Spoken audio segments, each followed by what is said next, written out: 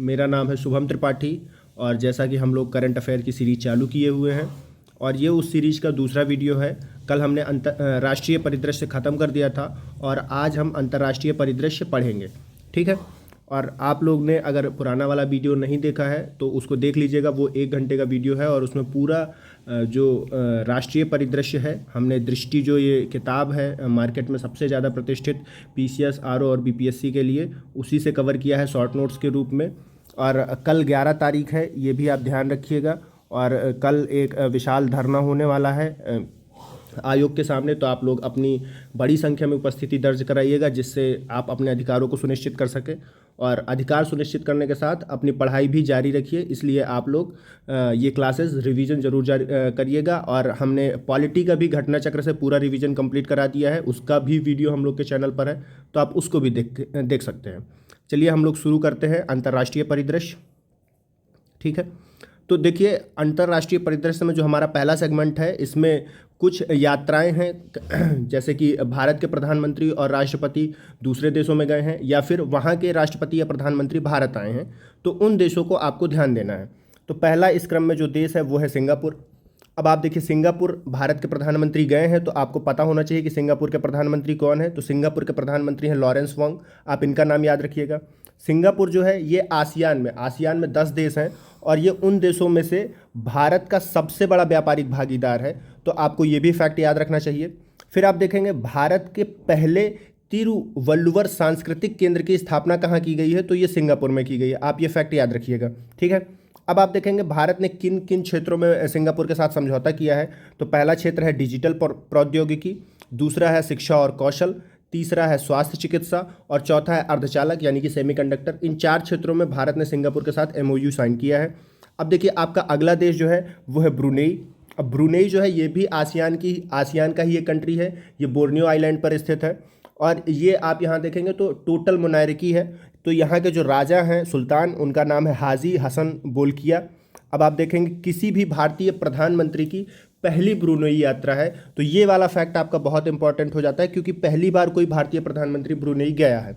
अब आप देखेंगे कि इसी क्रम में जब भारतीय प्रधानमंत्री मोदी जी ब्रुनेई में थे, तब उन्होंने ब्रुनेई की राजधानी बंदर सिरी बेगावान में उमर अली सैफुद्दीन मस्जिद है, ये वहाँ के 28वें सुल्तान थे, उन्हीं के नाम पर ये मस्जिद बनी हुई है, तो इन्होंने वहाँ अपनी उपस्थिति दर्ज कराई थी। अब देखिए अगला देश जो है वो है यूक्रेन। अब यूक्रेन जो है लगातार पिछले 2-3 सालों से खबरों में बना हुआ है। आप देखेंगे पिछला जो यूपीपीसीएस का एग्जाम था वहाँ पे भी डोनस एरिया पूछा था जो खनिज क्षेत्र से संबंधित है। फिर आरओ के पेपर में भी वहाँ का एक पूछा था डैम, तो इसलिए ये अभी भी इम्पॉर्टेंट है। और फिर इस बार भारत के प्रधानमंत्री वहाँ गए हुए हैं तो इम्पॉर्टेंट हो जाता है। आप देखेंगे तो व्लादिमीर जेलेंस्की जो हैं ये यूक्रेन के राष्ट्रपति हैं, आप इनका नाम आपको याद ही होगा, बार बार आप न्यूज़ में सुनते रहते हैं। अब देखिए मोदी जी वहाँ पहुँचे कैसे हैं, तो ये प्लेन से नहीं जा सके हैं क्योंकि वहाँ का जो एयर एरिया है वो बैन किया गया है, कोई भी फ्लाइट वहाँ नहीं जा रही है। तो आप देखेंगे मोदी जी यहाँ पहुँचे हैं रेल फोर्स 1 ट्रेन से, और ये ट्रेन जो है ये पोलैंड से चली है और कीव पे जाकर रुकी है। कीव जो है ये यूक्रेन की राजधानी है। अब आप देखेंगे मोदी जी ने वहाँ पे कुछ जगह विजिट की हैं, उनमें से पहली जगह जो है वो है ओएसिस ऑफ पीस पार्क, ये महात्मा गांधी जी के सम्मान में बनाया गया है। और देखिए यूक्रेन के साथ भारत ने समझौते कौन कौन से किए हैं, तो उनमें कृषि एवं खाद्य उद्योग समझौता है, चिकित्सा उत्पाद समझौता है, HICDP समझौता है। HICDP क्या होता है, तो ये होता है high impact community high impact community development project. ठीक है, तो आप ये याद रखिएगा, इसका फुल फॉर्म क्या होगा, प्रोजेक्ट।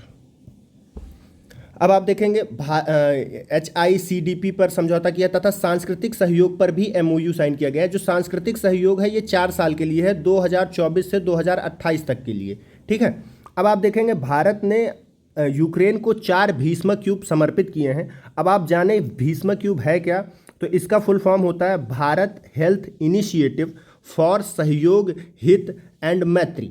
अब देखिए भीष्म क्यूब जो है ये बनाया किस योजना के तहत गया, तो ये भारत विश्व का पहला स्वदेशी पोर्टेबल अस्पताल है।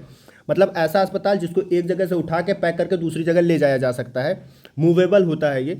और आरोग्य मैत्री परियोजना है, उसके अंग के रूप में इसका डेवलपमेंट किया गया है। ये परियोजना चालू कब की गई थी? तो आपको याद होगा पिछले साल भारत में voice of global south summit हुआ था, उसी में प्रधानमंत्री मोदी जी ने इस परियोजना का उद्घाटन किया था। इसी परियोजना के तहत भीष्म क्यूब बनाया गया।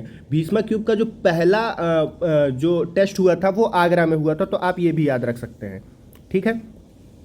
और जो अयोध्या है वहाँ पर भी भीष्म क्यूब के कई पोर्टेबल अस्पताल लगाए जाएंगे, जिससे कि वहाँ पे भी अगर कोई दुर्घटना हो तो उसमें ये काम आ सके। अब देखिए पोलैंड जो है ये इंपॉर्टेंट कंट्री हो जाता है, क्योंकि पोलैंड से ही कीव गए थे मोदी जी, और इसी क्रम में मोदी जी ने पोलैंड की भी यात्रा की है। और पोलैंड के जो प्रधानमंत्री हैं वो हैं डोनाल्ड टस्क, आप इनका नाम याद रखिएगा। और आंद्रेज सेबेस्टियन डूडा जो है ये यहाँ के राष्ट्रपति हैं। अब आप देखेंगे पोलैंड की किसी भी भारतीय प्रधानमंत्री की ये 45 साल बाद पहली यात्रा है। मोदी जी से पहले यहाँ पे मोरारजी देसाई जी गए थे 1979 में। और डोबरी यहाँ पे 3-4 स्मारक है, आप उनका नाम याद रखिएगा। डोबरी महाराजा स्मारक वॉर्सो में बना, वॉर्सो जो है ये पोलैंड की राजधानी है। कोल्हापुर स्मारक ये भी वॉर्सो में है। और मोंटे कैसीनो युद्ध स्मारक ये भी वॉर्सो में है। मोंटे कैसीनो युद्ध स्मारक जो है यहाँ पर वर्ल्ड वॉर के टाइम पे इंडियंस और जो पुलिस थे उन्होंने मिलकर युद्ध लड़ा था। और कोल्हापुर स्मारक तथा डोबरी महाराजा जो थे इन्होंने बहुत मदद की थी वर्ल्ड वॉर के टाइम पे, इसलिए इनके नाम पर वहाँ पर स्मारक बनाया गया है। अब आप देखेंगे एक योजना चालू की गई है, जाम साहब स्मारक युवा आदान प्रदान कार्यक्रम। इसमें 20 युवाओं को शिक्षा से संबंधित आदान प्रदान किया जाएगा प्रतिवर्ष। और ये जो जाम साहब हैं ये भी डोबरी महाराजा ही हैं, उन्हीं का पूरा नाम है ये। अब आप देखेंगे मलेशिया अगला देश है हमारा इस क्रम में। अभी आपने ऊपर देखा था कि सिंगापुर और ब्रुनेई गए थे भारतीय प्रधानमंत्री। मलेशिया जो है ये भी आसियान की कंट्री ही है, लेकिन मलेशिया के जो प्रधानमंत्री हैं वो भारत आए हैं। उनका नाम है दातो सेरी अनवर बिन इब्राहिम, ये भारत आए हुए थे। और मलेशिया से जो समझौते हुए हैं उसमें से पहला समझौता ये है कि 2 लाख मीट्रिक टन गैर बासमती चावल यानी कि सिंपल चावल जो है वो हम लोग मलेशिया को देंगे। IBCA जो होता है ये इंटरनेशनल बिग कैट अलायंस होता है। इसमें 7 बड़ी बिल्ली प्रजातियां होती हैं और उनको शामिल किया जाता है। तो IBCA की मलेशिया सदस्यता लेगा। आयुर्वेद शेयर की स्थापना की जाएगी कहाँ पे? तो मलेशिया में की जाएगी भारत के द्वारा। अब आप देखेंगे तिरुवल्लुवर पीठ जो है इसकी पहली स्थापना की गई है सिंगापुर में, और दूसरी पीठ जो है ये मलेशिया में स्थापित की जाएगी। स्टार्टअप गठबंधन किया गया है मलेशिया और भारत के बीच में। डिजिटल परिषद की स्थापना की जाएगी और मलेशिया में UPI का भी परिचालन किया जाएगा। आप देखेंगे सिंगापुर में UPI का परिचालन हो चुका है, लेकिन अब मलेशिया में भी किया जाएगा। और चिकित्सा को लेकर के भी दोनों देशों के बीच MOU साइन हुआ है। अब देखिए अगला जो आसियान देश है वो है वियतनाम, ये भी आसियान देश ही है। अब देखिए यहाँ के जो प्रधानमंत्री हैं वो फाम मिन चिन है, ठीक है। अब देखिए वियतनाम के साथ हमारे कौन से समझौते हुए हैं? तो आर्मी सॉफ्टवेयर पार्क डेवलप किया जाएगा कहाँ? वियतनाम में। वियतनाम के CDRI में शामिल किया गया। अब CDRI क्या है? ये भारत का एक परियोजना है। इसका फुल फॉर्म होता है coalition for disaster resilient infrastructure, ठीक है। भारत ने इसकी शुरुआत की थी 23 सितंबर 2019 को, आप ये याद रखिएगा। CDRI का फुल फॉर्म क्या होता है? अब देखिए जिस तरह से भारत ने विकसित भारत 2047 चालू किया है, विकसित भारत 2047, उसी के तर्ज पर वियतनाम में 2045 चालू किया है, वियतनाम 2045।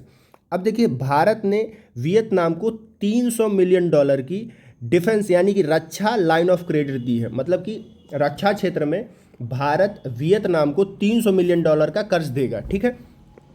अब आप देखेंगे अगली जो योजना है दोनों देशों के बीच, उसमें राष्ट्रीय समुद्री विरासत परिसर, इसकी स्थापना की जाएगी भारत के लोथल में। लोथल कहाँ है? तो ये गुजरात में है, ये एक हड़प्पन साइट है। और इसमें UAE भी शामिल होगा, यानी कि ये भारत UAE और किसकी? तो वियतनाम की, इन 3 देशों की योजना होगी, ठीक है। तो आप इनके नाम याद रखिएगा। अब उसके बाद आता है अगला देश जो है वो है ऑस्ट्रिया। अब ऑस्ट्रिया के जो चांसलर है इस टाइम पे कार्ल नेहमर हैं, ठीक है, इनका नाम याद रखिएगा।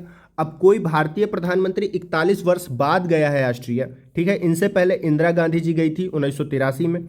भारत और ऑस्ट्रिया स्टार्टअप ब्रिज की स्थापना की गई है, तो आप इसका भी नाम याद रखिएगा कि किन 2 देशों के बीच स्टार्टअप ब्रिज बनाया गया। आप देखेंगे तो स्टार्टअप से संबंधित गठबंधन मलेशिया के साथ भी हुआ है, लेकिन यहाँ पर स्टार्टअप ब्रिज वर्ड यूज हुआ है, आप इस वर्ड पर ध्यान दीजिएगा। अब देखिए अगला देश जो है वो है रूस। अभी यूक्रेन गए थे तो मोदी जी का रूस जाना लाजमी है, रूस के साथ भारत के संबंध भी काफ़ी अच्छे हैं। और रूस लगातार खबरों में बना रहता है, यूक्रेन के साथ युद्ध के संदर्भ में भी और पूरे विश्व के संदर्भ में भी। तो आप देखेंगे रूस के जो राष्ट्रपति हैं वो हैं व्लादिमीर पुतिन। भारत और रूस के बीच में 2030 तक $100 बिलियन का द्विपक्षीय व्यापार का लक्ष्य रखा गया है। तो आप ये डाटा याद रखिएगा, कब तक द्विपक्षीय व्यापार का लक्ष्य है, तो 2030 तक, और कितना, तो $100 बिलियन।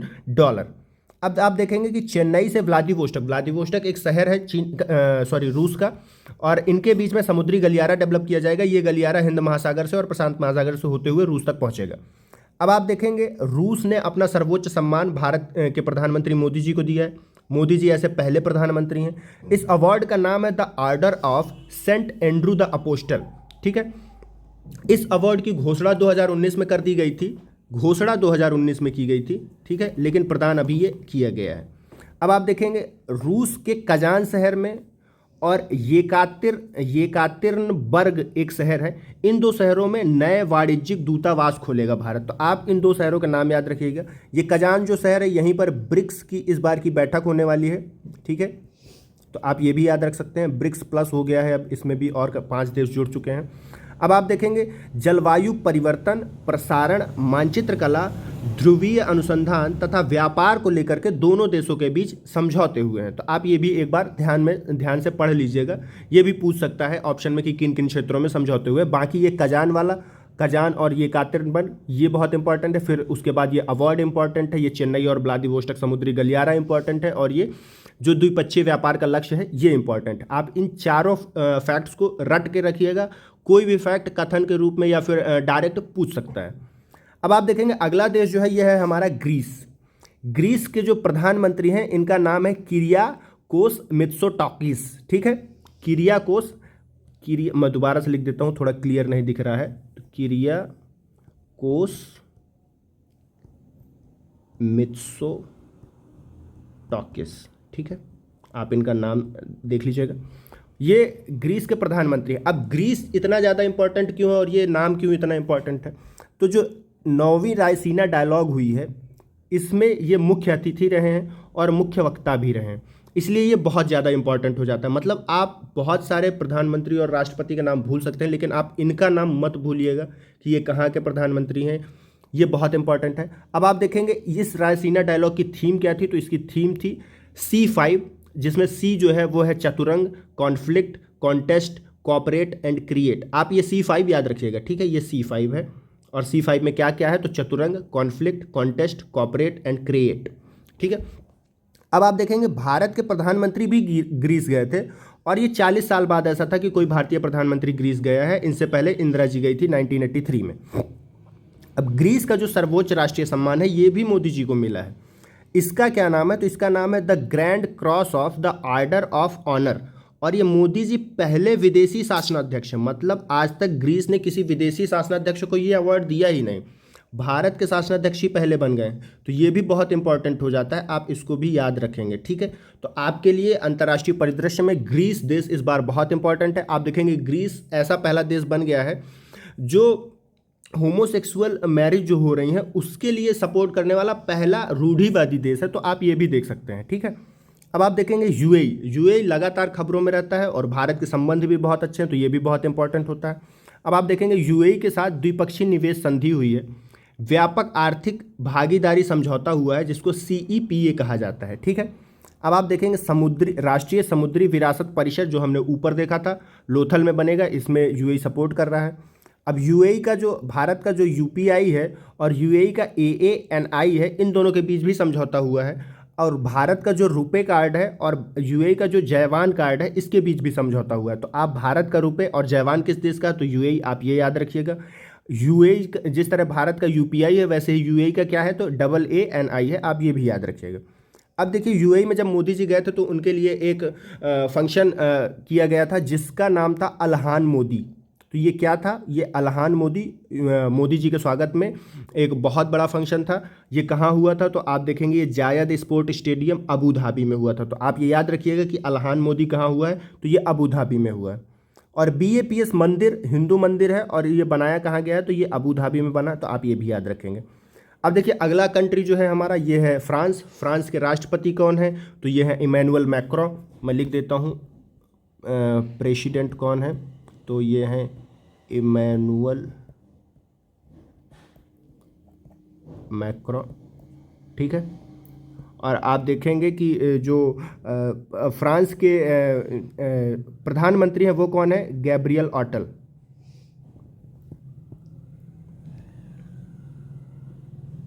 गैब्रियल ऑटल, ठीक है। गैब्रियल ऑटल जो है ये होमोसेक्सुअल है, पहले ऐसे प्रधानमंत्री बने हैं, सबसे युवा प्रधानमंत्री हैं, तो आप इनके बारे में भी एक फैक्ट बहुत बार चर्चा में रहता है। अब आप देखेंगे फ्रांस जो है 2026 तक भारत फ्रांस नव प्रवर्तन वर्ष मनाएगा 2026 को, ठीक है। तो भारत फ्रांस नव प्रवर्तन वर्ष के रूप में क्या कौन सा वर्ष मनाया जाएगा, तो 2026। अब ISA क्या है, तो इंटरनेशनल सौर अलायंस है, ठीक है। तो ISA के स्टार सी कार्यक्रम के अंतर्गत सेनेगल में सौर अकादमी स्थापित की जाएगी। अब ये देखिए सेनेगल कहाँ है, तो ये एक इंडियन ओशियन का देश है, ठीक है, अफ्रीका के पास ये एक आइलैंड कंट्री है। और सौर अकादमी कहाँ बनाई जाएगी, तो सेनेगल में, किसके तहत, तो ISA इंटरनेशनल सौर अलायंस। और आपको याद हो तो ISA बनाया किसने था, तो इसके जो पेरेंट कंट्री थी उसमें भारत और फ्रांस दोनों शामिल थे, इसलिए ये बहुत ज़्यादा इंपॉर्टेंट है। अब आप देखेंगे H125 H125 हेलीकॉप्टर के लिए असेंबली लाइन जो है वो एयरबस और TASL बनाएंगे। TASL भारत की कंपनी है और एयरबस जो है ये फ्रांस की कंपनी है, ठीक है। अब आप देखेंगे मॉर्से जो है ये फ्रांस का एक शहर है और यहाँ पर महावाणिज्यिक दूतावास खोला जाएगा भारत के द्वारा। और फ्रांस क्या करेगा, फ्रांस हैदराबाद में क्या खोलेगा, ब्यूरो डी फ्रांस। तो आप याद रखिएगा कि ब्यूरो डी फ्रांस कहाँ खुलने वाला है, तो हैदराबाद है। आप दिल्ली या मुंबई से कंफ्यूज मत होइएगा क्योंकि ये दोनों भारत के बड़े शहर हैं। ये हैदराबाद में खुलेगा क्या, तो ब्यूरो डी फ्रांस। और भारत महावाणिज्यिक दूतावास कहाँ खोलेगा, तो मॉर्से। आप ये अगर ऑप्शन में पेरिस हो तो पेरिस से कंफ्यूज मत होइएगा। अब देखिए अगली कंट्री है हमारी ओमान ये खाड़ी देश है। यहाँ के सुल्तान जो है ये हैथम बिन तारिक हैं। और ये जब भारत आए तो इन्होंने भारत के साथ कुछ जगह विजिट की हैं। उनमें से आप अगर देखेंगे इन्होंने साथ में भारत के प्रधानमंत्री और सुल्तान जी ने एक स्मारक डाक टिकट जारी किया था जिसमें डांडिया रास ये भारत का नृत्य है और अल रजा ये ओमान का लोक नृत्य है, इन दोनों को दर्शाया गया है। और साथ ही इस डाक टिकट में हवा महल को जो जयपुर में स्थित है और निजवा किला ये ओमान में स्थित है इसको दर्शाया गया था। तो आप याद रखिएगा कि निजवा किला कहाँ है। कई बार किलों की लोकेशन पूछ लेता है और हम अक्सर भारत के ही किले समझ पाते हैं, लेकिन ये ओमान का है। अब आप देखेंगे अगला देश जो है जो हमारे लिए इंपॉर्टेंट है वो है तंजानिया। तंजानिया की राष्ट्रपति जो है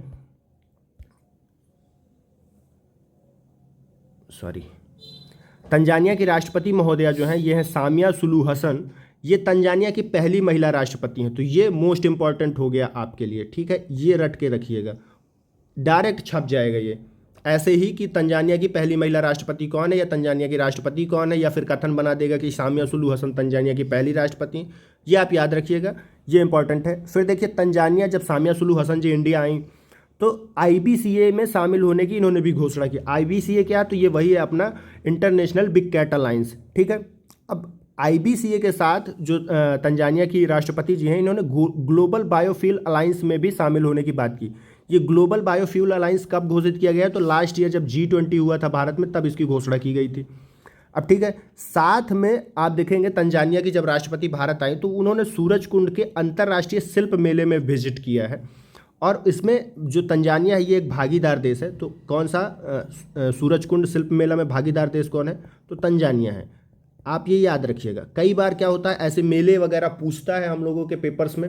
अब आपको कोई भी पेपर हो, UPPCS हो, RO हो, BPSC हो, उसके अलावा भी वेरियस जो भी एग्ज़ाम हैं, NTPC, रेलवे, बैंक, SSC, कहीं पे भी ऐसे क्वेश्चन बहुत बनते हैं। तो आप याद रखिएगा तंजानिया भागीदार देश है सूरज कुंड अंतर्राष्ट्रीय शिल्प मेले का। यहाँ पर विजिट किया था तंजानिया की राष्ट्रपति सामिया सुलू हसन ने। अब देखिए जो यात्राओं का प्रक्रम था ये खत्म हो गया है।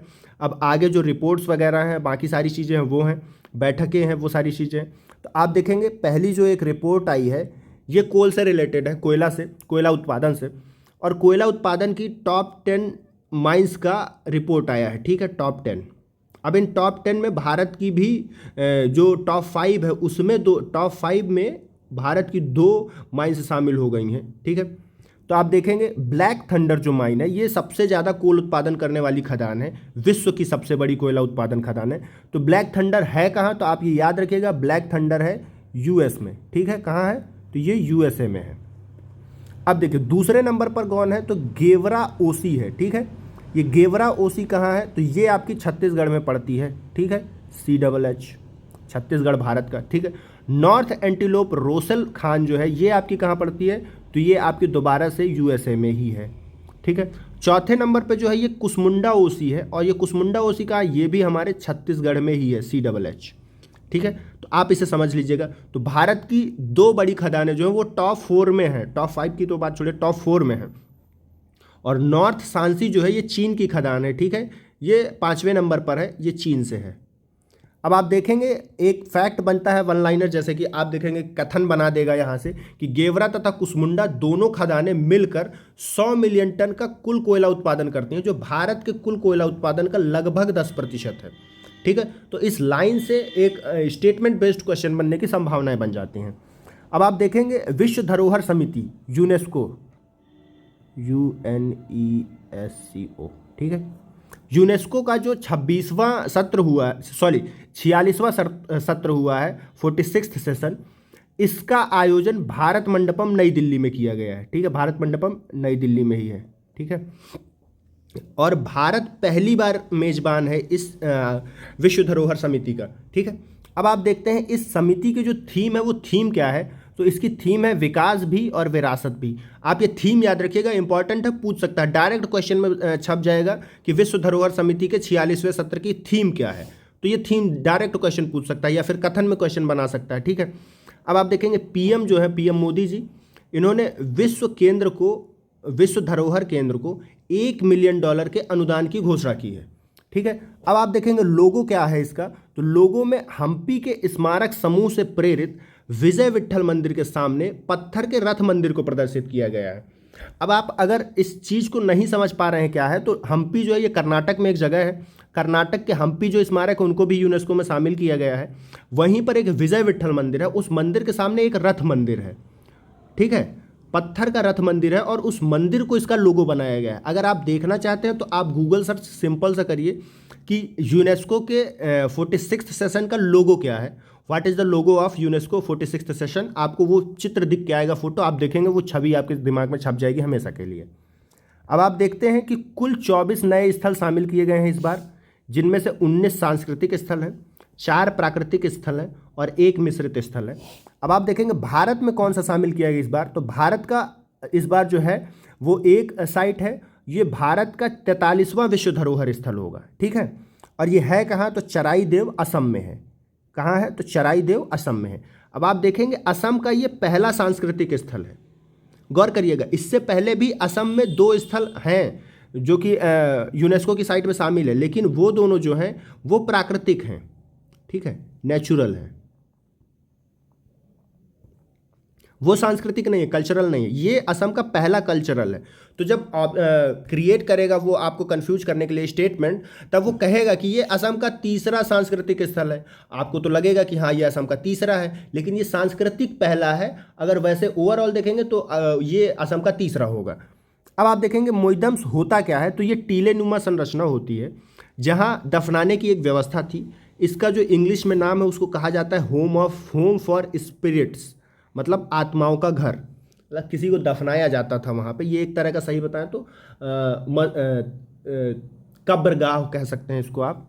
और आप देखेंगे तो अगला स्टेटमेंट क्या है, इससे पूर्व असम में काजीरंगा राष्ट्रीय उद्यान और मानस वन्यजीव अभ्यारण्य, इनको इस यूनेस्को की साइट में शामिल किया गया है। अब आप देखेंगे कि मानस नेशनल पार्क भी है, लेकिन ये नेशनल पार्क नहीं शामिल किया गया है, मानस वन्यजीव अभ्यारण्य शामिल किया गया। भारत में आप देखेंगे तो 106 नेशनल पार्क हैं। ठीक है, लेकिन जब आप देखेंगे कि वन्यजीव अभ्यारण्य कितने हैं, तो ये 550 से ज़्यादा वन्यजीव अभ्यारण्य है। तो मानस वन्यजीव अभ्यारण्य जो है इसको शामिल किया गया है, ना कि मानस नेशनल पार्क को। और जो काजीरंगा है ये राष्ट्रीय पार्क है जिसको शामिल किया गया, ये दोनों असम से हैं। अब आप देखेंगे भारत के कुल कितने हैं, तो भारत में कुल 43 साइट्स हो गए हैं मोइदम्स को जोड़ करके, जिनमें से 35 सांस्कृतिक हैं, 7 प्राकृतिक हैं और 1 मिश्रित है। ये मिश्रित कौन सा है, तो ये कंचनजंगा है। और ये कंचनजंगा कहाँ पड़ता है, तो ये आपका सिक्किम में पड़ता है। ठीक है, तो आप ये भी याद रखेंगे। अब आप देखेंगे विश्व धरोहर अभिसमय जो हुआ है, इसको ये जो मतलब यूनेस्को है इसको कब गठित किया गया था, तो इसका गठन हुआ था 16 नवंबर 1972 को अंगीकृत किया गया था। ठीक है, और इसको लागू कब किया गया? तो 1975 में इसको लागू किया गया है। 14 नवंबर 1977 को भारत इसमें शामिल हुआ था। तो अब आपको क्वेश्चन में फंसाएगा कैसे? वो बोलेगा यूनेस्को का जब गठन हुआ भारत तब से उसमें शामिल है, तो ये कथन गलत होगा, क्योंकि भारत 77 में शामिल हुआ है, ना कि 72 या 75 में।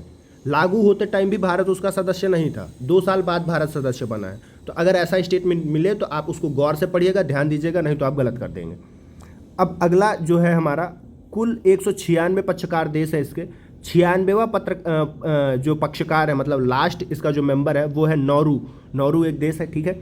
अब आप देखेंगे सबसे ज़्यादा यूनेस्को की साइट्स कहाँ हैं? तो इटली में 60 हैं, चीन में 59 है, जर्मनी में 54 है, फ्रांस में 53 है, स्पेन में 50 है और भारत में 43 है। तो भारत इस क्रम में किस नंबर पर है? तो भारत इस क्रम में 6वें नंबर पर है। तो आप ये भी याद रख सकते हैं।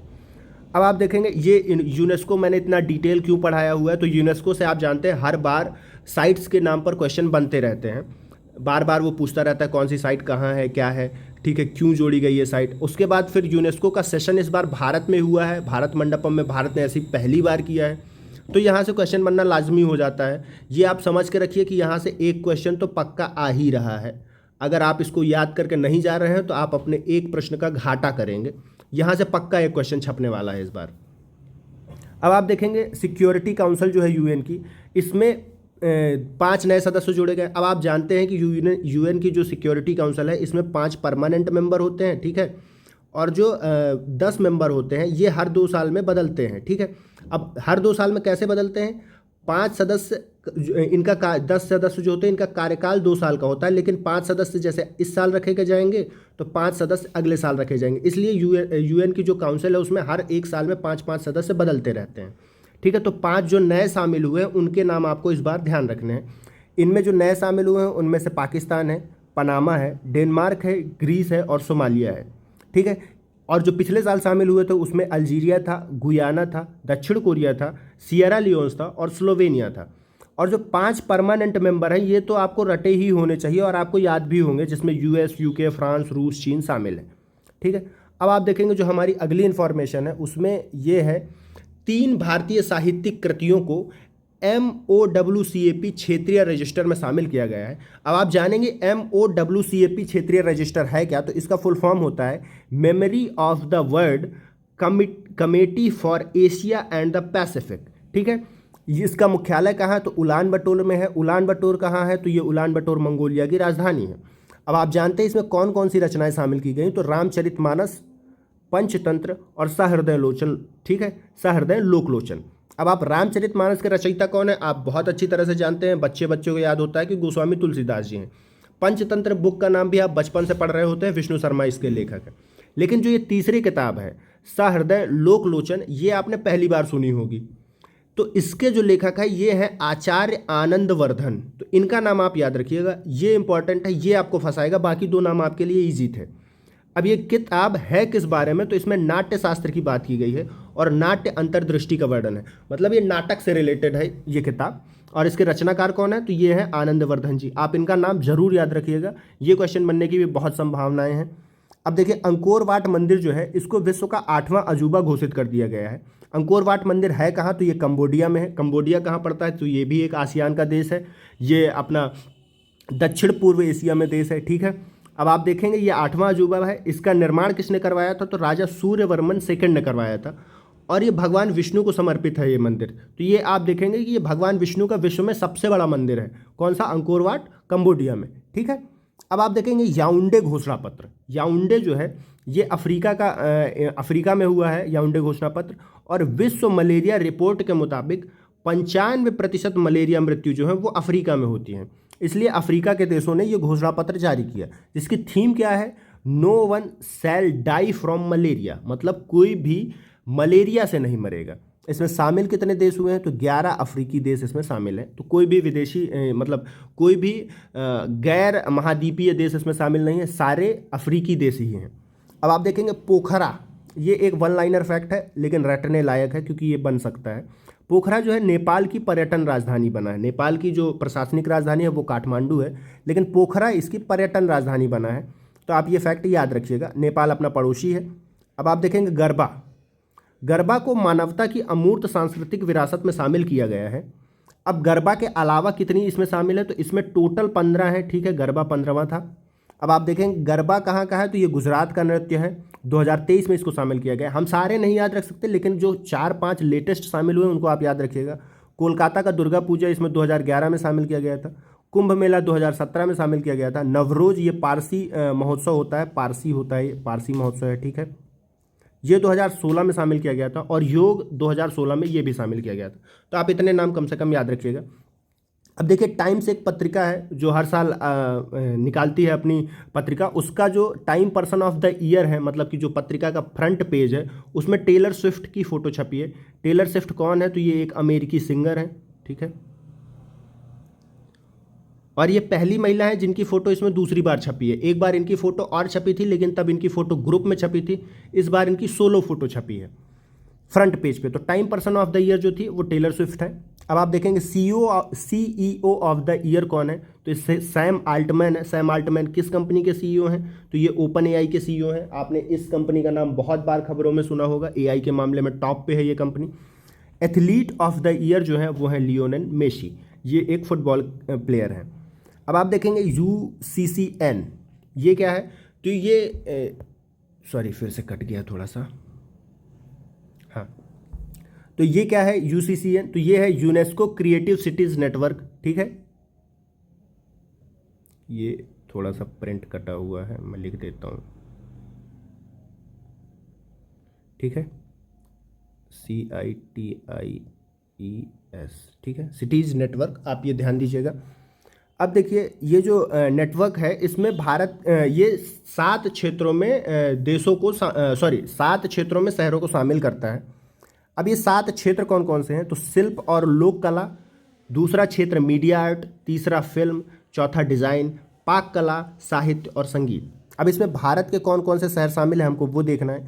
वर्ल्ड सिटीज़ डे कब मनाया जाता है, तो ये 31 अक्टूबर को मनाया जाता है, ठीक है, वर्ल्ड सिटीज़ डे 31 अक्टूबर को। और क्या मनाया जाता है, तो राष्ट्रीय एकता दिवस भी मनाया जाता है। फिर आप देखेंगे कोझीकोड जो है, इसको और ग्वालियर को, 2 शहरों को लास्ट ईयर 2023 में शामिल किया गया था। कोझीकोड किसके लिए शामिल किया गया, तो साहित्य के लिए। साहित्य के लिए ये भारत का पहला शहर है, तो ये आपको याद रखना, साहित्य के लिए ये भारत का कौन सा शहर है, तो पहले नंबर का शहर है।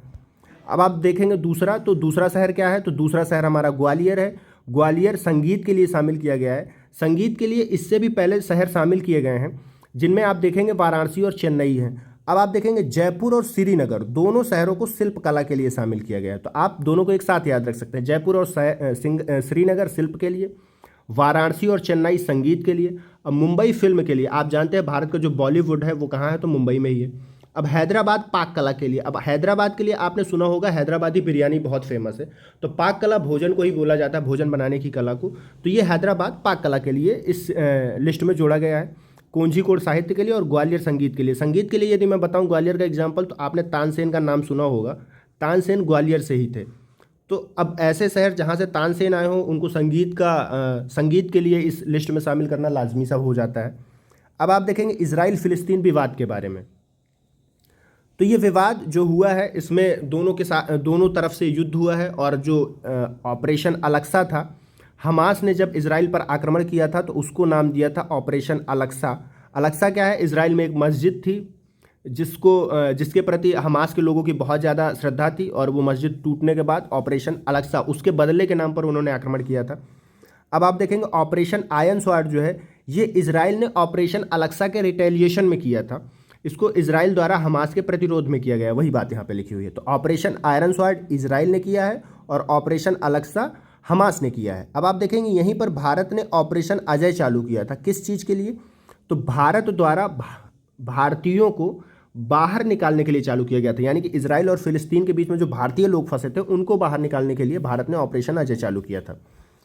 अब आप देखेंगे कि धोरडो जो है ये सर्वश्रेष्ठ पर्यटन गांव है, ठीक है, ये UNWTO द्वारा UNWTO द्वारा घोषित किया गया। UNWTO यहाँ पे क्या है, तो ये united nation world tourism organisation है, ठीक है, आप ये ध्यान रखिएगा, ये टूरिज्म ऑर्गेनाइजेशन है, ना कि ट्रेड ऑर्गेनाइजेशन, क्योंकि UNWTO जब आपके दिमाग में आता है तो आप सीधे ट्रेड ऑर्गेनाइजेशन की तरफ जाते हैं, लेकिन ये टूरिज्म वाला है, ठीक है।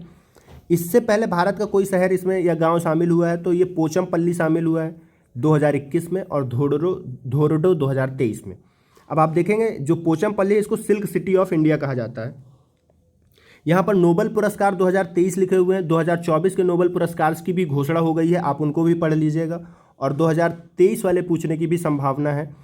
तो इसमें जो अर्थशास्त्र का मिला है ये क्लाडिया गोल्डिन को मिला है, शांति का नरगिस मोहम्मदी को, साहित्य का जॉन ओलाव फासे को, चिकित्सा का ड्रू विरीजमैन और कैटेलिना कोरिको को mRNA वैक्सीन की खोज के लिए। अब आप देखेंगे रसायन का तो ये मोगिजी बावेंडी, लुइस ई ब्रूस, एलेक्सी ए एक्कीमो और क्वांटम, इन तीनों को क्वांटम डॉट्स की खोज के लिए मिला है।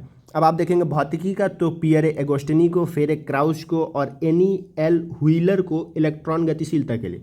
अब आप देखेंगे इतना इंपॉर्टेंट टॉपिक जो नोबेल पुरस्कार है, मैंने उसको इतना फास्ट फॉरवर्ड क्यों पढ़ाया, क्योंकि ये 2023 का है। 2024 वाले अवार्ड्स की घोषणा हो गई है, ठीक है। अब अगर आपका पेपर टलता है तो 2024 का ही पूछेगा, लेकिन अगर दिसंबर में होता है तो 23 की भी पूछने की संभावना है। आप 2024 के भी एक बार पढ़ लीजिएगा और 2023 वाले भी आप एक बार पढ़ लीजिए।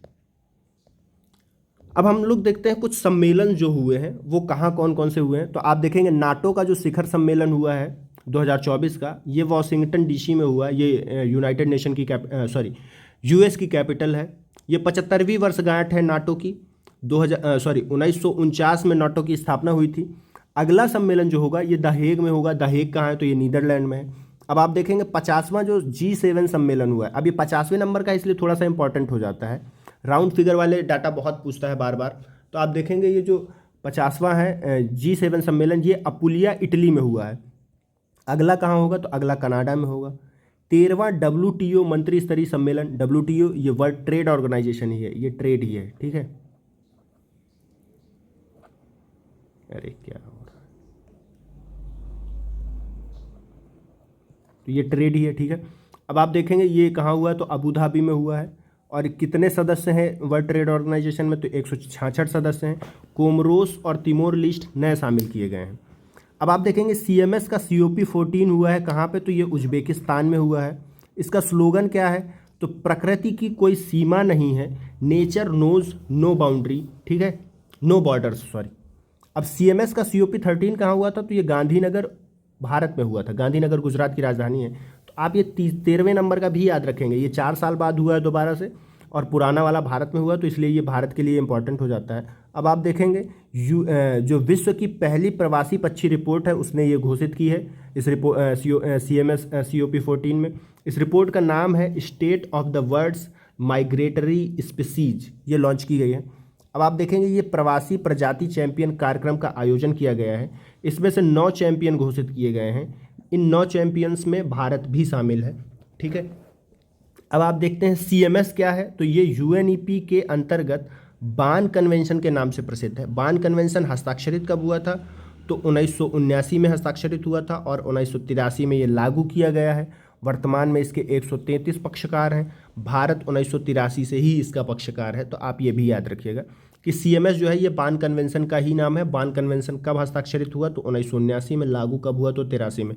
ये पर्यावरण की दृष्टि से इंपॉर्टेंट क्वेश्चन हो जाता है क्योंकि उसमें कन्वेंशंस बार बार पूछता है, तो आप ये याद रखेंगे। अब देखिए 19वां नाम शिखर सम्मेलन नॉन अलाइनमेंट मूवमेंट जो था, ठीक है, ये वो है, और जिसको हम लोग गुट निरपेक्ष आंदोलन भी बोलते हैं। इसका जो इस बार का सम्मेलन हुआ है वो कंपाला में हुआ है, युगांडा में। कंपाला युगांडा की राजधानी है। ये 4 साल के लिए अब इसका अध्यक्ष रहेगा। इसकी जो थीम थी वो है वैश्विक साझा समृद्धि के लिए सहयोग को बढ़ाना। अब आप देखेंगे UNFCCC COP28, ये बहुत इंपॉर्टेंट होता है, और ये इस बार हुआ है दुबई में, UAE में, ठीक है। अब आप देखेंगे COP19 कहाँ होने वाला है, तो ये अजरबैजान में होने वाला है, अजरबैजान के बाकू में, ठीक है। इसका शहर भी घोषित हो गया है। और जो 30वां है ये ब्राज़ील में होगा, इसका शहर अभी घोषित नहीं है। अब आप देखेंगे प्रथम वैश्विक स्टॉक टेक पर सहमति बनी है। अब UNFCCC में क्या क्या घोषणाएं हुई हैं उसकी बात हो रही है। तो प्रथम वैश्विक स्टॉक टेक पर सहमति बनी है। GHG उत्सर्जन, ग्रीन हाउस गैस उत्सर्जन में 2019 के स्तर की तुलना में 2030 तक 43% की कटौती करने का लक्ष्य रखा गया है।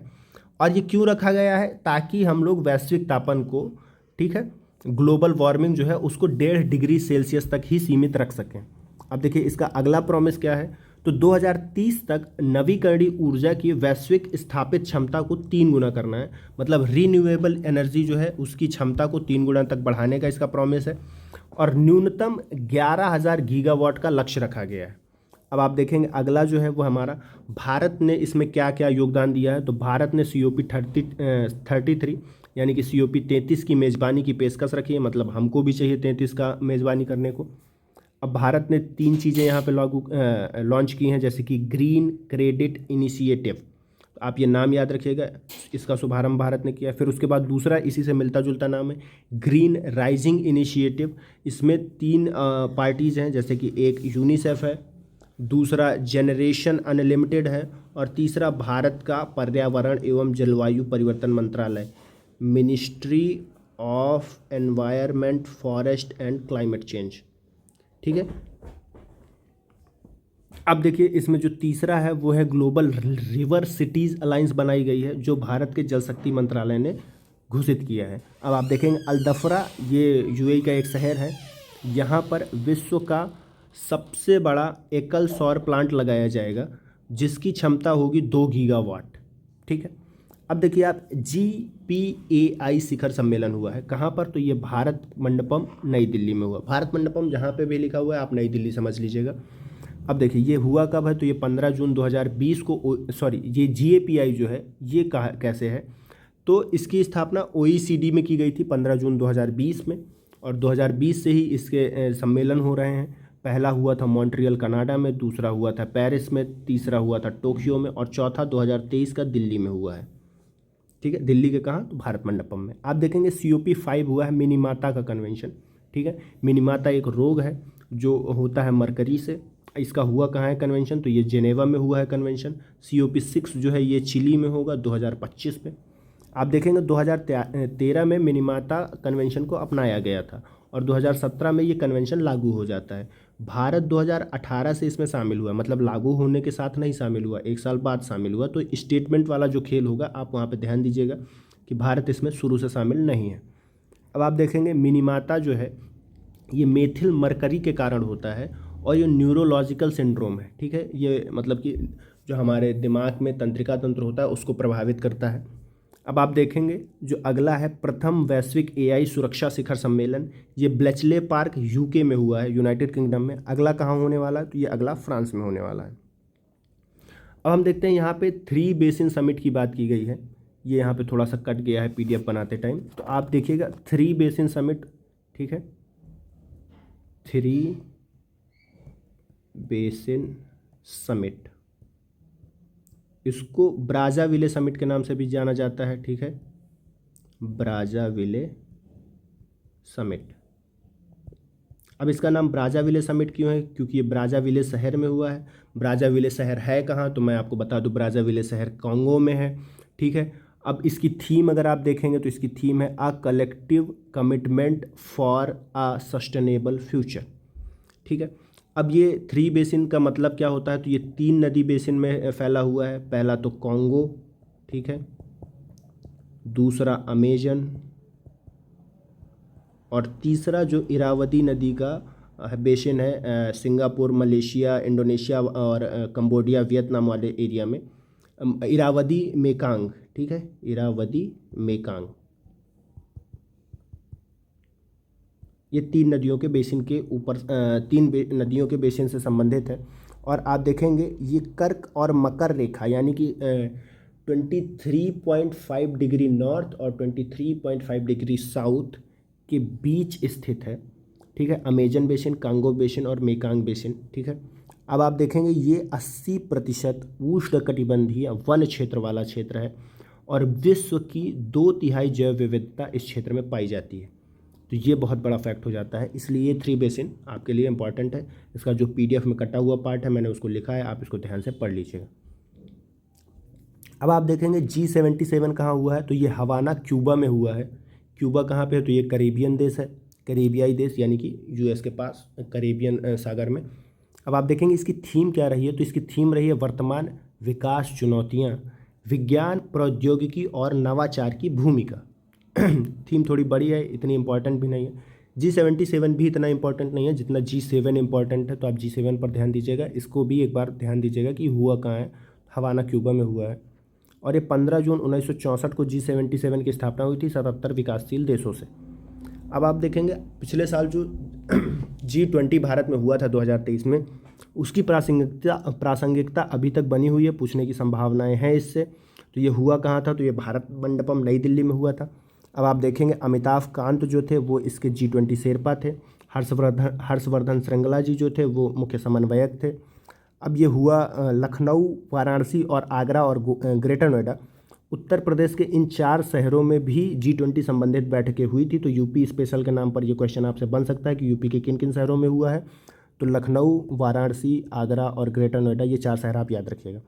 अगला जो है देखिए, अफ्रीकी संघ जो है स्थायी सदस्य के रूप में G20 में शामिल कर लिया गया है। इससे पहले 19 देश और क्या था, EU शामिल था। अब इसमें कौन शामिल हो गया है? तो AU यानी कि अफ्रीकन यूनियन भी इसमें शामिल कर लिया गया है। तो आप ये याद रखिएगा। GBA मैंने अभी बताया था जब तंजानिया ने इसमें हामी भरी हुई है ग्लोबल बायोफ्यूल अलायंस में शामिल होने की, तो ये इसकी घोषणा भारत ने G20 में ही की थी। अब आप देखेंगे जो भारत मध्य यूरोप आर्थिक गलियारा है, इसका भी निर्माण किया जाएगा। भारत मध्य पूर्व आर्थिक गलियारा क्यों बनाया जा रहा है? तो ये बनाया जा रहा है चीन के BRO प्रोजेक्ट के लिए, ठीक है, जो चीन अपना बना रहा है CACP, सॉरी क्या बोल रहा हूँ मैं, कुछ भी बोल रहा हूँ।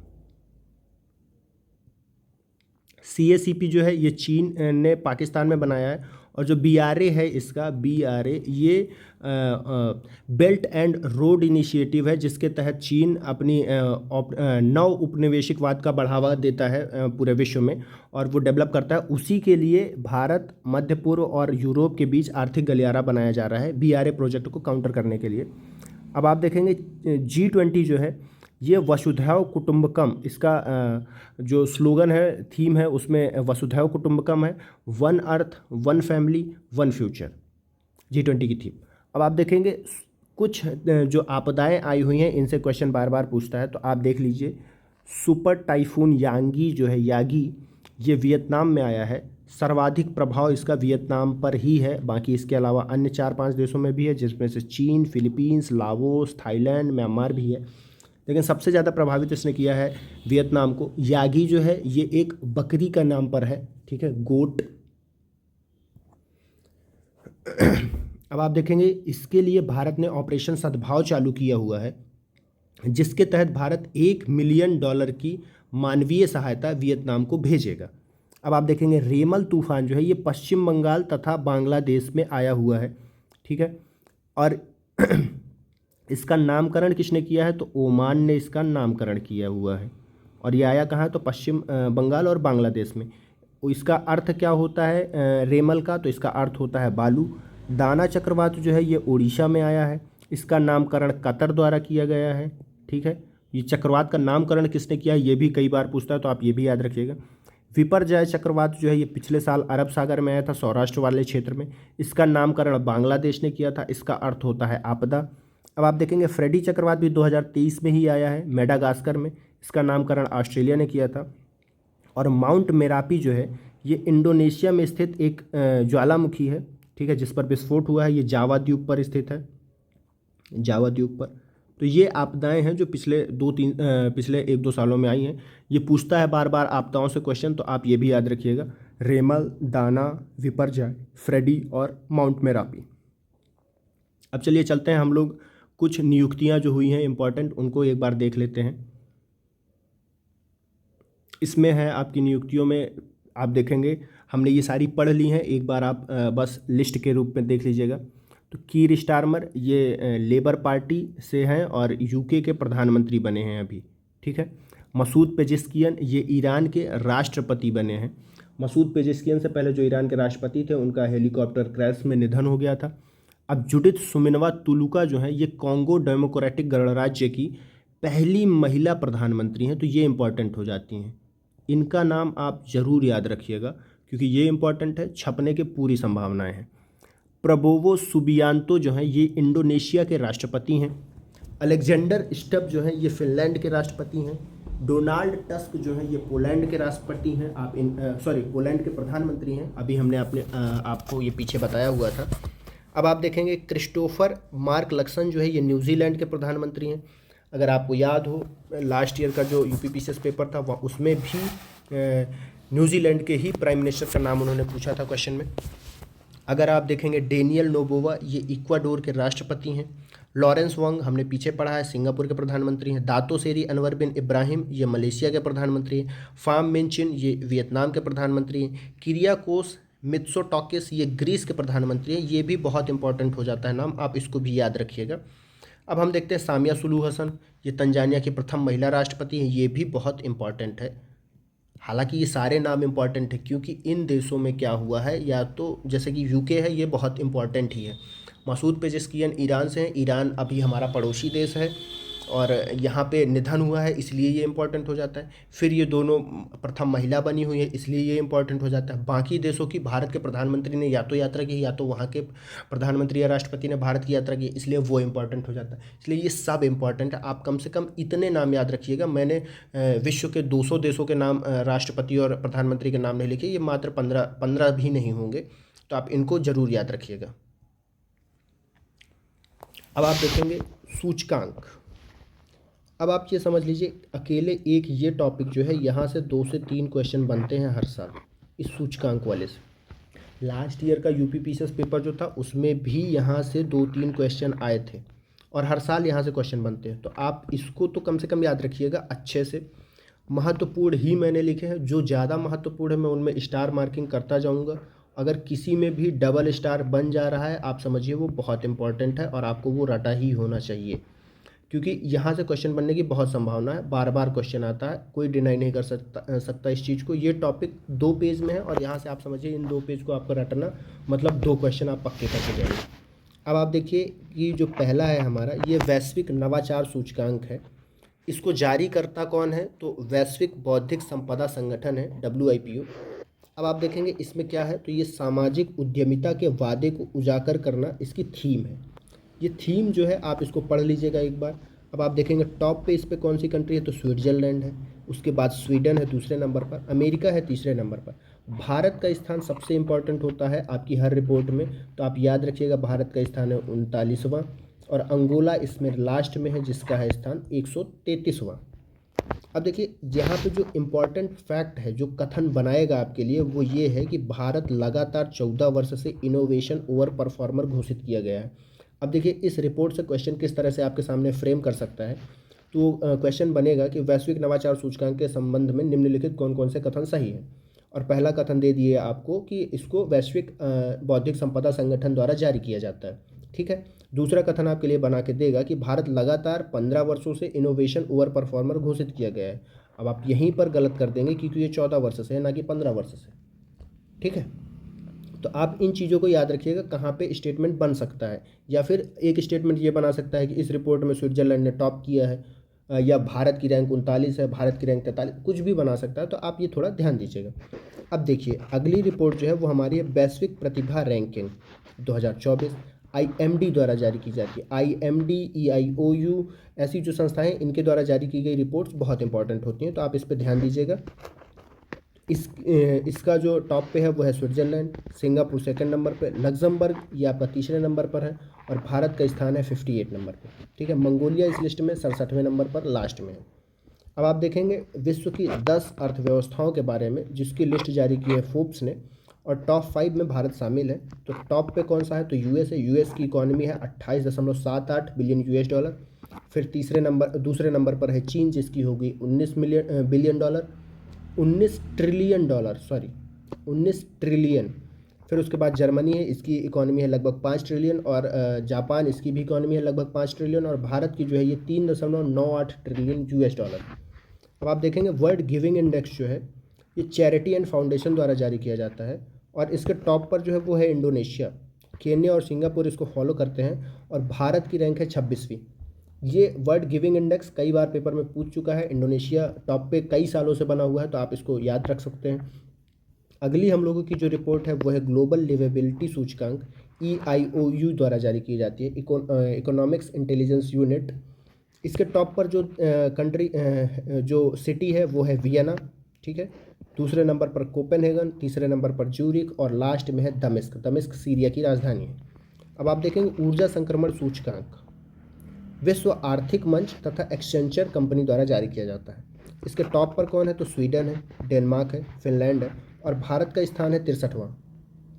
अब आप देखेंगे हमारी जो अगली रिपोर्ट है वो है विश्व प्रतिस्पर्धात्मकता रैंकिंग 2024। ये IMD के WCC द्वारा जारी की जाती है और इसके टॉप पर है सिंगापुर, स्विट्जरलैंड, डेनमार्क। भारत की रैंक है 39 और वेनेजुएला इसमें 67वें नंबर पर है। अब देखिए सतत विकास रिपोर्ट, यहाँ पे आप स्टार बना लीजिए, इंपॉर्टेंट है ये, ठीक है, बहुत, हालांकि सब इंपॉर्टेंट है क्योंकि मैंने कुछ भी फालतू का नहीं लिखा हुआ, लेकिन ये मोस्ट इंपॉर्टेंट, ये तो आपको रटा ही होना चाहिए। इसको जारी कौन करता है? तो UNSDSN जारी करता है, ठीक है। इसका जो थीम है, उसकी थीम है SDGs और भविष्य का UN शिखर सम्मेलन। टॉप किसने किया है? तो फिनलैंड ने टॉप किया इस लिस्ट में। भारत की रैंक कौन सी है? तो 109 है और दक्षिण सूडान लास्ट में 167वीं रैंक। अब आप देखेंगे वैश्विक लैंगिक अंतराल रिपोर्ट विश्व आर्थिक मंच द्वारा जारी की गई है, ये भी मोस्ट इंपॉर्टेंट है। अब इसके टॉप पर कौन है? तो आइसलैंड है, सेकंड नंबर पर फिनलैंड है, तीसरे नंबर पर कौन है? तो नॉर्वे है और भारत की रैंक क्या है? तो 129 है और सूडान यहाँ पे भी लास्ट में है और सूडान की रैंक क्या है? तो 146 है। अब आप देखेंगे पूर्ण लैंगिक समानता आने में 134 वर्ष यानी कि 5 पीढ़ी या फिर 2158 तक का समय लग जाएगा, ठीक है। तो पूर्ण लैंगिक समानता यदि आपको प्राप्त करनी है तो उसके लिए आपको 134 वर्ष अभी और इंतजार करना होगा। अब देखिए अगली रिपोर्ट जो है वो हमारी विश्व शांति सूचकांक है, IEP द्वारा जारी की जाती है, ठीक है। ये भी आपकी बहुत इंपॉर्टेंट रिपोर्ट है। अब आप देखेंगे इसके टॉप पर कौन है? तो आइसलैंड। आप शांति सूचकांक, शांति आइस आप समझते हैं, आइस ठंडा होता है, शांत होता है, तो आइसलैंड इसके टॉप पर है, आयरलैंड है, फिर ऑस्ट्रिया है और भारत की रैंक क्या है? तो 116 है और यमन जो है यहाँ पे 163वें नंबर पर सबसे लास्ट में है। अब देखिए यहाँ पे स्टेटमेंट कहाँ से बनेगा? तो यूरोप जो है ये विश्व का सर्वाधिक शांतिपूर्ण क्षेत्र है। अब यूरोप की जगह कोई दूसरा क्षेत्र देगा और गलत स्टेटमेंट बना के आपको फंसाएगा। या फिर मध्य पूर्व एवं उत्तरी अफ्रीका जो है ये सबसे कम शांतिपूर्ण क्षेत्र है, यहाँ पे वो कोई दूसरा स्टेटमेंट देगा, दूसरी जगह का नाम देगा, जैसे कि दक्षिण पूर्व एशिया बोल सकता है कि दक्षिण पूर्व एशिया सबसे कम शांतिपूर्ण क्षेत्र है। अब आप देखेंगे दक्षिण पूर्व एशिया जो है वहाँ पे म्यांमार और बांग्लादेश जैसे जो क्षेत्र हैं यहाँ पर अशांति फैली हुई भी है, तो आप गलत कर जाएंगे। लेकिन यहाँ पे सही क्या होगा कि मध्य पूर्व और दक्षिण अफ्रीका ही ऐसा क्षेत्र है जहाँ पर उत्तरी अफ्रीका ऐसा क्षेत्र है जहाँ पर सबसे कम शांति है, ठीक है। अब आप देखेंगे पर्यावरण प्रदर्शन सूचकांक जो है इसको येल विश्वविद्यालय तथा CIESIN, अब ये दो संस्थाएं हैं, इनके द्वारा जारी किया जाता है। इस लिस्ट में ज़्यादा इंपॉर्टेंट क्या है कि भारत की रैंक क्या है? भारत की रैंक 176वीं है और लास्ट रैंक वियतनाम की है 180। एस्टोनिया इस लिस्ट में टॉप पर है। तो आप इन तीन को कम से कम याद रखिएगा। आप टॉप 3 अगर ना भी याद रख पाएँ तो आपको टॉप कंट्री तो याद ही रखनी होती है हर एक रिपोर्ट में। अब देखिए यात्रा एवं पर्यटन विकास सूचकांक आर्थिक मंच द्वारा जारी की गई है, ठीक है, विश्व आर्थिक मंच WEF द्वारा। अब इस पे टॉप पे कौन है? तो USA है, सेकंड पे स्पेन, जापान, फ्रांस। भारत की रैंक 39। आप देखेंगे 3 रिपोर्ट ऐसी हैं जिनमें भारत की रैंक 39 है, तो आप इस तरह से उन तीनों को एक जगह लिखकर याद रख सकते हैं, जैसे कि विश्व यात्रा पर्यटन सूचकांक हो गया, फिर उसके बाद प्रतिस्पर्धात्मकता सूचकांक हो गया, फिर उसके बाद पहले नंबर पर वैश्विक नवाचार सूचकांक हो गया। तीनों में 39वीं रैंक है, तो आप तीनों को एक जगह लिखिएगा और एक साथ उनको रटने का प्रयास करिएगा। अब आप देखिएगा कि इसमें भारत निम्न मध्यम अर्थव्यवस्थाओं में शीर्ष पर है, ठीक है। अगला जो हमारा रिपोर्ट है वो है विश्व प्रेस स्वतंत्रता सूचकांक, बहुत इंपॉर्टेंट है, इसको भी आप याद रखिएगा, 3 स्टार मार्क कर लीजिए। बार बार पूछता है, ये आपको रटा ही होना चाहिए। इसका जो जारी करता है वो रिपोर्टर्स विदाउट बॉर्डर, ये संस्था का नाम भी आपको याद होना चाहिए, बहुत इंपॉर्टेंट है। अब देखिए ग्रह के लिए प्रेस, पर्यावरणीय संकट के सामने पत्रकारिता, ठीक है, ये इसकी थीम है। तो ग्रह के लिए प्रेस, पर्यावरणीय संकट के सामने पत्रकारिता, और इसके टॉप पे जो कंट्री है वो नॉर्वे है। नॉर्वे में सबसे अच्छी पत्रकारिता है और भारत की रैंकिंग क्या है? 159वीं है। अगर आप देखेंगे तो लास्ट ईयर भारत की रैंक 161वीं थी, तो मतलब 2 स्थान का सुधार हुआ है, हालांकि फिर भी ये बहुत ही नीचा स्थान है इस लिस्ट में। इरिट्रिया जो कंट्री है ये दक्षिण अफ्रीका की कंट्री है, अफ्रीकन कंट्री है और ये उत्तरी अफ्रीका में पड़ती है, लाल सागर के पास, और यहाँ इसका स्थान जो है वो 180वां है। अब आप देखेंगे हमारी जो अगली रिपोर्ट है विश्व प्रसन्नता सूचकांक है, वर्ल्ड हैप्पीनेस इंडेक्स। इसको Gallup, UNSDSN, WHR, Oxford wellbeing research, अब 4 संस्थान हैं तो इन चारों का नाम पूछना लाजमी नहीं है, मतलब ये नहीं पूछेगा, मुश्किल से ही पूछे कि कौन जारी करता है, लेकिन ये ज़रूर पूछेगा कि इसमें टॉप पे कौन है, तो फिनलैंड। भारत की रैंक क्या है, तो 126, तो आप ये याद रखिएगा, और अफगानिस्तान इस लिस्ट में लास्ट में है। अब आप देखेंगे वैश्विक आतंकवाद सूचकांक कौन जारी करता है, तो आईईपी द्वारा जारी किया जाता है। सबसे ज़्यादा आतंकवाद कहाँ है, तो बुर्किना फासो में, ये एक अफ्रीकी देश है। दूसरे नंबर पर क्या है, तो इजराइल है। तीसरे नंबर पर माली है, और भारत का रैंक जो है वो 14वां है। 14वें से याद आया दोस्तों, कल जब मैं पढ़ा रहा था स्वच्छ भारत सूचकांक, उसमें स्वच्छ भारत सर्वेक्षण सॉरी, तो जब मैं लिस्ट बता रहा था तो उसमें टॉप पे सूरत था, सूरत और इंदौर साथ में थे, ठीक है। और फिर उसके बाद नवी मुंबई, फिर विशाखापत्तनम, और जो मैं बताने गया था तो उस क्रम में मैंने शायद नोएडा जो है गलती से मेरे मुंह से चौथा निकल गया था, जबकि वो भी 14वां ही था।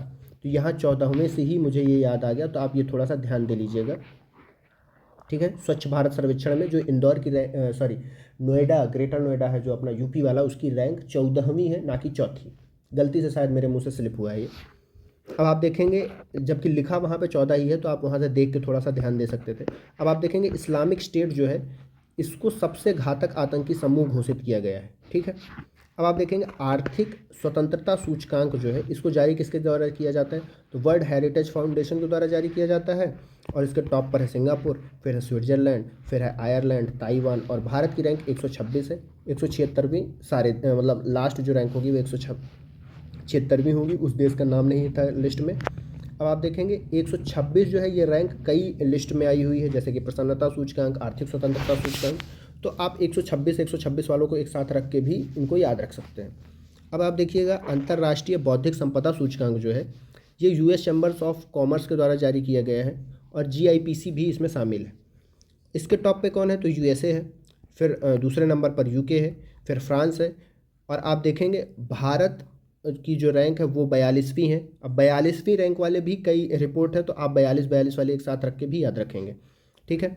और लास्ट में 55 देश है, मतलब कि टोटल इस लिस्ट में। भ्रष्टाचार बोध सूचकांक मोस्ट इंपॉर्टेंट, रट लीजिएगा, मतलब इनको तो आपको भूल ही नहीं सकता। आप भूल के मतलब अपराध कर रहे हैं, अगर आप पीसीएस आरओ बीपीएससी देने जा रहे हैं, अगर इनको भूल जा रहे हैं तो अपराध है आपके लिए। ट्रांसपेरेंसी इंटरनेशनल जो है इसके द्वारा ये जारी किया जाता है, ये संस्था भी बहुत इंपॉर्टेंट है। जिस तरह प्रेस सूचकांक वाली रिपोर्टर्स विदाउट बॉर्डर, वैसे ये ट्रांसपेरेंसी इंटरनेशनल। अब आप देखिएगा इसके टॉप पे कौन है, तो डेनमार्क है, फिनलैंड दूसरे नंबर पर है, न्यूजीलैंड तीसरे नंबर पर है, और भारत की रैंक क्या है, तो ये 93वीं है। सोमालिया इस लिस्ट में 180 नंबर पे है, 93वीं रैंक है भारत की। ये रैंक भारत की बहुत गिरी है, लास्ट ईयर भारत की रैंक 85 थी, 8 स्थान का इसमें गिरावट आया है, तो आप ये भी ध्यान रखिएगा। भारत को 3 अन्य देशों के साथ समग्र रूप से 93वें नंबर पर रखा गया है। 3 अन्य देश कौन है, तो कजाकिस्तान, मालदीव, लेसोथो। तो आप इन तीनों की भी नाम याद रखेंगे। अब कजाकिस्तान अगर आप मानचित्र में देखना चाहें तो कहाँ है, तो कजाकिस्तान मानचित्र में आपका मध्य एशिया में है, लेकिन आप मालदीव देखेंगे तो ये हिंद महासागर के में एक द्वीपीय देश है। और लेसोथो जो है ये साउथ, जब आप अफ्रीका खोलेंगे उसमें साउथ अफ्रीका कंट्री के बीच में पड़ता है लेसोथो, तो आप इसको भी वहाँ पे देख सकते हैं मानचित्र में अगर देखें तो। अब देखिए हमारी जो अगली रिपोर्ट है वो जलवायु परिवर्तन प्रदर्शन सूचकांक है। ये भी बहुत इंपॉर्टेंट है, इसमें भारत की रैंक इंपॉर्टेंट है सही बताएं तो, और टॉप रैंक इंपॉर्टेंट है, ना कि ये जारी किसके द्वारा की जाती है। हालांकि आप इसका भी नाम याद रखेंगे, जर्मन वॉच, CAN और NCI, लेकिन आप यहाँ पे देखिए इसके टॉप 3 में किसी कंट्री को कोई स्थान नहीं दिया जाता। चौथे नंबर पे डेनमार्क है, 5वें नंबर पे एस्टोनिया है, फिलीपींस 6वें नंबर पर है, और भारत इस रैंक में 7वें नंबर पर है। और टोटल इस देश में 67 देश है, जिनमें आखिरी सऊदी अरब है। अब आप देखते हैं कि इसके लिए 4 मानक डिसाइड किए गए हैं, रैंक डिसाइड करने के लिए 4 मानक हैं। और ये 4 मानक कौन कौन से हैं, तो GHG उत्सर्जन है, नवीकरणीय ऊर्जा उत्सर्जन, नवीकरणीय ऊर्जा उत्पादन है, ऊर्जा उपयोग है, और जलवायु नीति है। और इनमें अगर आप देखेंगे रैंक भारत की कहाँ सबसे अच्छी है, तो GHG उत्सर्जन में भारत की रैंक सबसे अच्छी 9वीं है, और सबसे खराब रैंक 37वीं कहाँ है, तो नवीकरणीय ऊर्जा में। देखिए इन दोनों जगह से स्टेटमेंट बनने की पूरी संभावना है, इसीलिए मैंने इतना डिटेल इसको लिखा हुआ है। बाकी किसी रिपोर्ट में इस तरह से नहीं लिखा, यहाँ मुझे संभावना दिख रही है इसलिए मैंने लिखा है। आप तैयार करिएगा, आपको हो सकता है यहीं से क्वेश्चन बन जाए और आपका 1 नंबर का फ़ायदा हो जाए। अब आप देखेंगे जीएचजी उत्सर्जन में विश्व के श्रेष्ठ शीर्ष उत्सर्जक कौन कौन से हैं। तो शीर्ष उत्सर्जक है चीन, दूसरे नंबर पर यूएस और तीसरे नंबर पर भारत। भारत शीर्ष उत्सर्जक होने के बावजूद भी इस लिस्ट में 9वीं रैंक हासिल की है जीएचजी उत्सर्जन के मामले में। अब आप देखेंगे जो हमारी अगली रिपोर्ट है वो वैश्विक पेंशन सूचकांक है, मर्सर द्वारा जारी किया जाता है। नीदरलैंड टॉप पे है और भारत की रैंक जो है वो 45वीं है। इस पर टोटल 47 देश हैं। अब अगली रिपोर्ट जो है ये मानव स्वतंत्रता सूचकांक है, कैंटो इंस्टीट्यूट द्वारा जारी की जाती है। फ्रेजर इंस्टीट्यूट द्वारा, अब देखिए कैंटो जो है ये यूएस का एक इंस्टीट्यूट है और फ्रेजर जो है ये कनाडा का इंस्टीट्यूट है, दोनों मिलकर इसको जारी करते हैं इस लिस्ट को। इसके टॉप पे स्विट्जरलैंड है और आप देखेंगे भारत की रैंक 109 है। 1-2 रिपोर्ट और हैं जिनमें भारत की रैंक 109 है। आप उनको इसके साथ लिखिएगा, जब भी आप इस पीडीएफ को डाउनलोड करिएगा तो इसको वहाँ से साथ में लिखिएगा और याद करिएगा। अब आप कहेंगे ये पीडीएफ कहाँ मिलेगा, तो ये पीडीएफ आपको मिलेगा हमारे ही टेलीग्राम चैनल पे, जिसकी लिंक आपको मिल जाएगी, ठीक है। तो आप वहाँ से इसको डाउनलोड कर लीजिएगा, आप आराम से पढ़िएगा। अब देखिए अगली रिपोर्ट जो है हमारी वैश्विक प्रतिभा प्रतिस्पर्धा सूचकांक जो है ये इंसीड बिजनेस स्कूल द्वारा जारी की जाती है और इसके टॉप पे कौन सा देश है, तो स्विट्जरलैंड है। सेकंड नंबर पे कौन सा है, तो सिंगापुर है। भारत की रैंक क्या है, तो 103 है और चार्ट जो है उसकी रैंक है 134वीं। अब रूल ऑफ लॉ इंडेक्स जो है, अब आप देखिएगा ये रिपोर्ट यहाँ पे थोड़ी इंपॉर्टेंट है, आप कम से कम 1 स्टार तो इसके लिए बना ही लीजिए। Rule of law index world justice project के द्वारा जारी की जाती है। डेनमार्क इसके टॉप पे है और भारत की रैंक 79 है। कौन सी है, तो 79 है, 79वीं। और वेनेजुएला इस लिस्ट में लास्ट यानी कि 142वें नंबर पे है। अब देखिए यहाँ पे सिपरी जो है इसके द्वारा हथियारों के संबंध में रिपोर्ट जारी की जाती है विश्व के शीर्ष निर्यातक और शीर्ष आयातकों की। और सिपरी की इस रिपोर्ट में आप देखेंगे तो जो शीर्ष निर्यातक है इनमें अमेरिका टॉप पे है। अमेरिका जो है विश्व के कुल हथियार निर्यात का 42% निर्यात करता है। दूसरे नंबर पे फ्रांस है जो 11% निर्यात करता है। रूस ये भी 11%, चीन ये 5.8% और जर्मनी 5वें नंबर पे है। अब आप देखेंगे यहीं पे आयातकों में, तो आयातकों में भारत शीर्ष पर है जो विश्व के कुल हथियार आयात का 9.8% आयात करता है। सऊदी अरब 8.4%, कतर, फिर उसके बाद यूक्रेन और पाकिस्तान।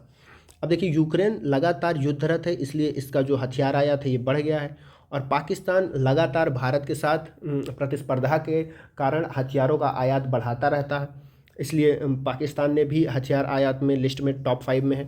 और भारत जो है, भारत चीन और फिर इधर पाकिस्तान के साथ लगातार जो समस्याएं चलती रहती हैं उसके लिए भारत भी हथियार आयात में टॉप पे रहता है। अब आप देखेंगे कि हायर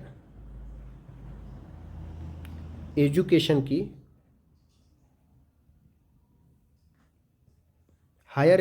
के लिए ये टाइम्स और क्यूएस दोनों द्वारा एक कॉलेज यूनिवर्सिटीज़ की, हायर स्टडीज़ यूनिवर्सिटीज़ की लिस्ट जारी की जाती है एशिया और वर्ल्ड दोनों के लेवल पे। और उस लिस्ट के आधार पर कई बार क्वेश्चन बन जाते हैं, तो आप इन लिस्ट को ध्यान दीजिएगा थोड़ा सा। तो अगर आप देखेंगे टाइम्स की, हमने टाइम्स की दोनों लिस्ट एक साथ रखी हैं, क्यूएस की दोनों लिस्ट एक साथ रखी हैं। जब आप ई दृष्टि पढ़ेंगे तो ये बहुत बिखरा हुआ है और बहुत ज़्यादा कॉम्प्लेक्स हो जाता है पढ़ना, कन्फ्यूजन बहुत होता है। हमने इसको एक जगह समेट के रखा हुआ है। तो अरे यार सॉरी, हमने एक जगह इसको समेट के रखा हुआ है, तो आप इनको ध्यान दीजिएगा कि एशिया जो है, जो टाइम्स की एशिया रिपोर्ट है, इसमें टॉप पे 3 यूनिवर्सिटीज़ कौन सी हैं, तो सिंघुआ विश्वविद्यालय चीन का है, फिर पेकिंग विश्वविद्यालय भी चीन का है, और उसके बाद आता है आपका NUS यानी कि नेशनल यूनिवर्सिटी ऑफ सिंगापुर, ये टॉप 3 में है, ठीक है। अब आप देखेंगे वर्ल्ड की यही रैंकिंग जब जारी करता है टाइम्स ही, तो टॉप पे कौन सा होता है, तो ऑक्सफोर्ड यूनिवर्सिटी जो कि यूके में स्थित है, ये टाइम्स के वर्ल्ड टॉप की रैंकिंग में शामिल है। अब आप देखेंगे भारत के इस लिस्ट में कितने शामिल होते हैं विश्वविद्यालय, तो कुल 91 संस्थान भारत की इस रैंकिंग में वर्ल्ड लिस्ट में शामिल होंगे। अब आप देखेंगे जब एशिया लिस्ट और विश्व लिस्ट जारी की जाती है उसमें भारत के कौन से विश्वविद्यालय या यूनिवर्सिटीज़ या फिर संस्थान टॉप पे हैं, तो IICS बेंगलुरु जो है ये टॉप पे है, और अन्ना विश्वविद्यालय ये भी टॉप पे है। जब एशिया की रैंकिंग देखेंगे तो IICS बेंगलुरु जो है ये 32वें नंबर पर है और अन्ना विश्वविद्यालय 119वें नंबर पर है। और वर्ल्ड रैंकिंग में भी यही दोनों संस्थान टॉप पे हैं। अब आप इनके नंबर्स अगर याद करने जाएंगे तो बहुत कॉम्प्लेक्स हो जाएगा, तो आप बस ये दो नाम याद रखिएगा कि अगर टाइम्स की रैंकिंग पूछा और उसमें पूछा कि इंडिया के कौन से संस्थान है, तो आप IICS अपने दिमाग में रखिएगा और वही सीधे ऑप्शन क्लिक कीजिएगा। और यदि दूसरा पूछे तो अन्ना विश्वविद्यालय। और वहीं जब QS की लिस्ट आएगी तो उसमें भी आपको सिर्फ इंस्टीट्यूट का नाम याद रखना है, रैंकिंग वगैरह सब भूल जाइए, नहीं तो बहुत कन्फ्यूजन हो जाएगा। अब आप देखिए एशिया की जो इसमें विश्वविद्यालय, इसमें फिर से पेकिंग आया है, ये चीन का है। हांगकांग यूनिवर्सिटी, ये भी हांगकांग यानी कि चीन में ही है। और NUS जो है, नेशनल यूनिवर्सिटी ऑफ सिंगापुर, ये भी यहाँ पे तीसरे नंबर पे ही है। और जो QS की वर्ल्ड रैंकिंग है, इसमें MIT Massachusetts institute of technology, ये US में स्थित है। इंपीरियल कॉलेज ऑफ UK, ये UK में स्थित है। ऑक्सफोर्ड भी UK में, और हार्वर्ड जो है ये USA में है। अब आप अगर मैसाचुसेट नहीं जान रहे हैं तो MIT वही कॉलेज है जिसने स्पाइडरमैन का रजिस्ट्रेशन रिजेक्ट कर दिया था, तो आप थोड़ा सा इंटरेस्टिंग बना सकते हैं ऐसे। अब आप देखेंगे जो इस लिस्ट में भारत के संस्थान है वो कौन कौन से हैं, तो आप देखेंगे जब एशिया लिस्ट, उसमें IIT बॉम्बे 40वीं रैंक है इसकी, IIT दिल्ली इसकी 46वीं रैंक है, और IIT मद्रास इसकी 53वीं रैंक है। टॉप 2 में कौन कौन से हैं, तो IIT बॉम्बे और IIT दिल्ली। और वर्ल्ड की रैंकिंग भी अगर आप देखने जाएंगे तो यहाँ पे भी IIT बॉम्बे और IIT दिल्ली ही हैं तीसरे नंबर पर, लेकिन यहाँ पे IISc बेंगलुरु शामिल कर लिया जाता है। तो आप टॉप टू याद रखिए, दिमाग में एक मोटा मोटा खाका रखिए, नहीं तो आप बहुत सारा फैक्ट याद करने के चक्कर में कन्फ्यूज होंगे। अब देखिए जो हमारा ये अंतर्राष्ट्रीय संस्करण था, ये आपका इंटरनेशनल वाला पोर्शन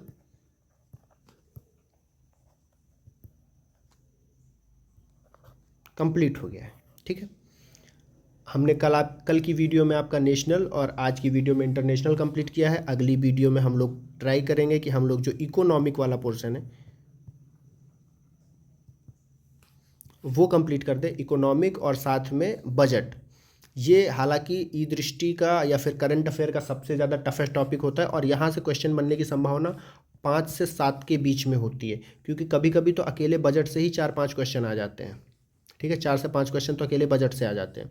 तो आप ये समझ के चलिए कि अगर करंट अफेयर आप कर रहे हैं तो यहाँ से 7-8 क्वेश्चन तो मान के ही चलिए, और इकॉनमी वाला पोर्शन हम आपको कल करवा देंगे। और तब तक आप लोग पढ़ते रहिए।